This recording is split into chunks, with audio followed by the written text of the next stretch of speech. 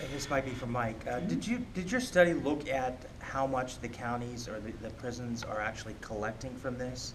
Great question. So we did not do an exhaustive study of how much places are collecting, but I do have a couple examples. So for instance, we know in Dave's home county, they charge usually a little over $2 million to people every year. They collect between $60,000 to $70,000. In the the Corrections Center of Northwest Ohio, I don't know how much they typically charge, but I do know, for instance, in 2010, they collected about $102,000 for the jail. Now, keep in mind, they typically run about a $16 million budget. A few other counties that we know of, Hamilton County, they typically collect about $140,000 to $160,000. Again, they have about a $35 million budget. So when you're looking at the amount that these different counties are collecting, they are getting some money from it, but it's certainly not enough to chip away much at their particular deficits with their budgets. Again, if we're looking at balancing these local jail budgets, it's not going to be done on the backs of low-income people. It's going to be through getting people out of jail who shouldn't be there. I also meant to mention, if you look at the Marion County rate of return, so they calculated it's about a 3% rate of return that they get with their collections in Marion County. Mike, is there any hard evidence that you came across that fees are leading to higher recidivism rates? So, great question, Andrew. And I think that what we can point to is that are all of the people that we've talked to. When we've talked to one person in these communities, they would send us to dozens of others who all owed these pay-to-stay jail fees. For many of them, they had very high amounts of debt and had collected that over several years of being in and out of jail.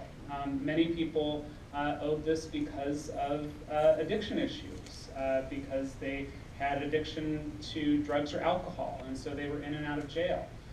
This is also this also points to failure that we have in the criminal justice system overall, in that what are we investing in? Well, we have this, we have more people in jail. We're investing in a program that's collecting money from people, and yet we don't have the rehabilitative programs really necessary for those individuals. This doesn't work like, I think we're all familiar with debtor's prison, where you owe money to a court and the court incarcerates you. It doesn't work like that, where you can be incarcerated for a criminal fine. This is a civil debt. But again, if you take those opportunities away from those individuals, where are you leading them? And what kind of justice system are we setting up for those individuals? If we're making it harder for them to re-enter society, is it any surprise that many of our jails around the state are overcrowded? This is one symptom of the overall problem, that we're not promoting re-entry and rehabilitation and a more just justice system. You mentioned, do they have interest on these?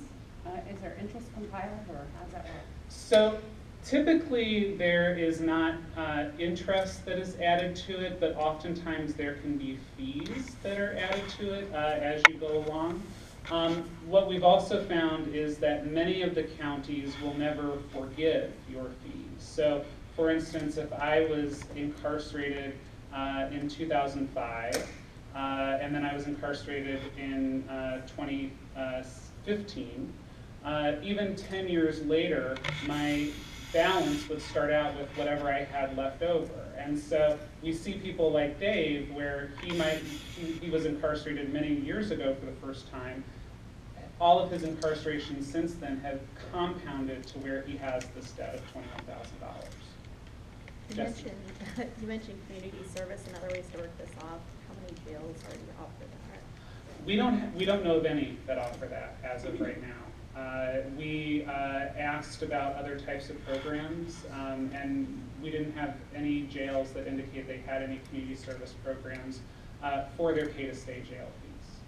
And you also mentioned 11 jails that had dropped these fees. What were some of the reasons? So some of them dropped them because they realized that they didn't work. So in fact, one down in your area is Claremont County. They had a policy for a few years, and their Sheriff Rodenberg, he said, you know, this is not worth it. We are not collecting any money. We're making it worse for these individuals, and so they dropped their pay-to-stay policy a few years ago. And that's what we hear from most of the individuals. We did a report on this looking at the financial aspect of pay-to-stay fees back in 2013, where we looked at 3 different counties. One of them was Fairfield County. They actually rescinded their policy as well right before we issued the report in 2013, and their jail administrator said, pay for stay is like spitting into the wind. You can't get blood out of a turnip, and they were just not getting any money out of the program, and they were seeing where it was negatively influencing, impacting their community. The last one that I can think of who's been really vocal has been the Medina County Sheriff as well. They had a pay-to-stay policy. He suspended it because he also believed that it was pushing more people onto government assistance programs as well, that it was not just leading to recidivism, but that he believed it was sending more people in their county to government assistance programs. Yes?